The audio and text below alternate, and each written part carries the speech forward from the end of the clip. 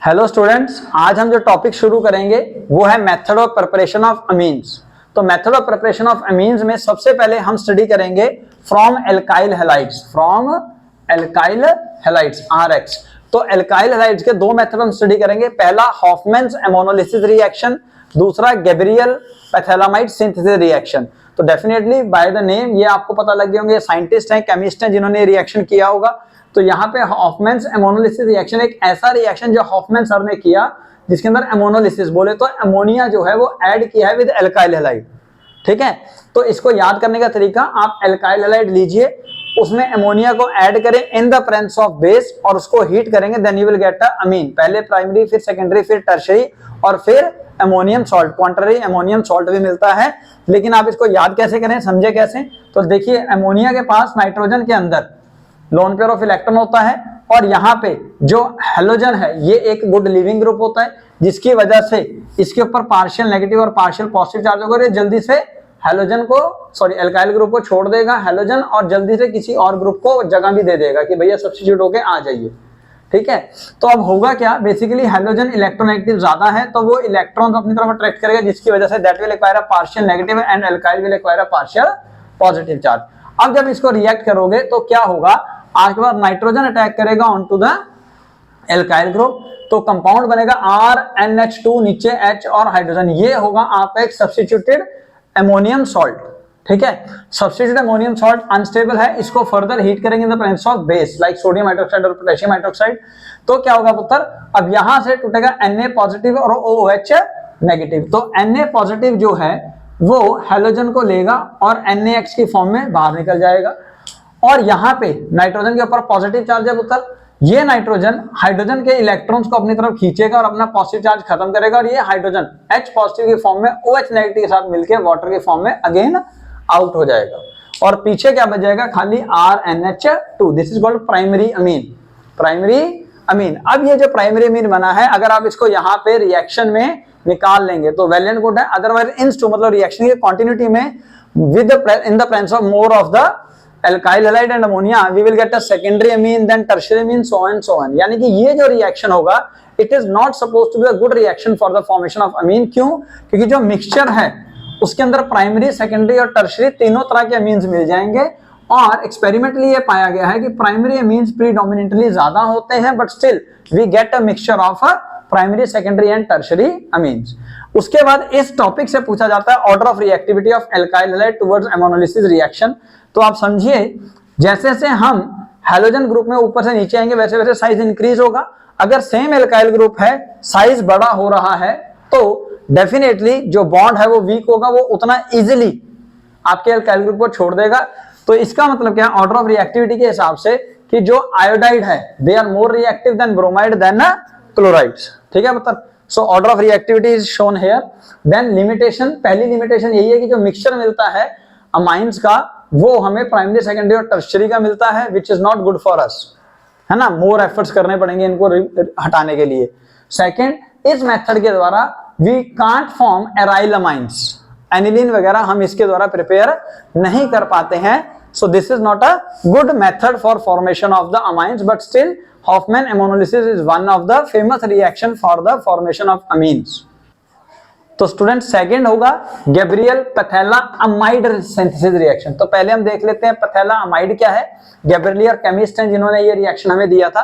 तो आप सब जानते हैं बेंजीन के साथ साथ वाले कार्बन में अगर दो COH ग्रुप लगे हो दैट इज कॉल्ड पैथैलिक एसिड। तो पैथैलिक एसिड को आप 2 मोल्स ऑफ अमोनिया से रिएक्ट कराएंगे, तो 2 यहां से OH ग्रुप और यहां से हाइड्रोजन यानी कि बाहर निकल जाएंगे पुत्र।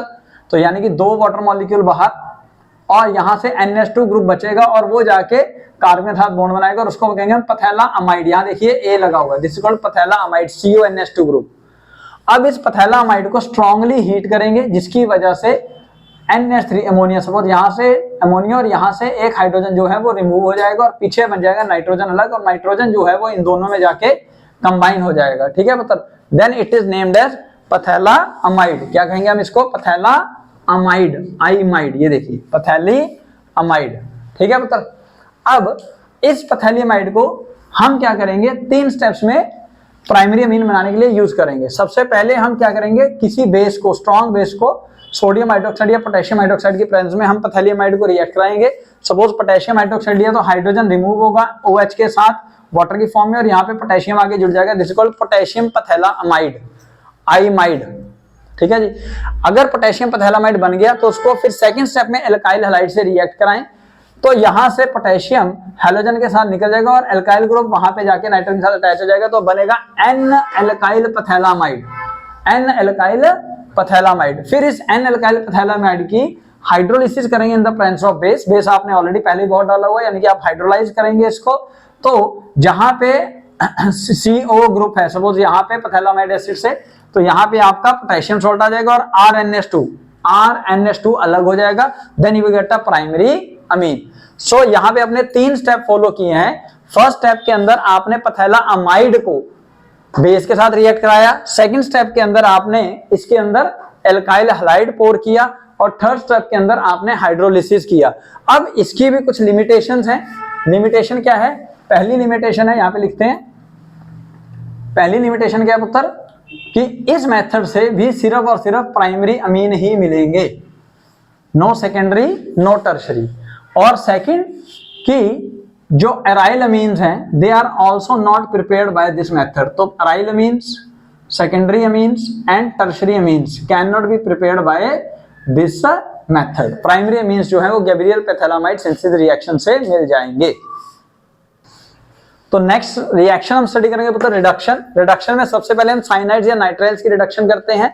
तो RCN आपके सामने कंपाउंड है नाइट्राइल्स का, तो यहाँ पे क्लियरली दिखता है कि आपको RCH2NH2 बनाना है, यानी कि 2 हाइड्रोजन इस कार्बन को दे दो, 2 हाइड्रोजन इस नाइट्रोजन को दे दो, तो 2 यानी कि 4 हाइड्रोजन देने के लिए आपको स्ट्रॉन्ग रिड्यूसिंग एजेंट यूज करने पड़ेंगे।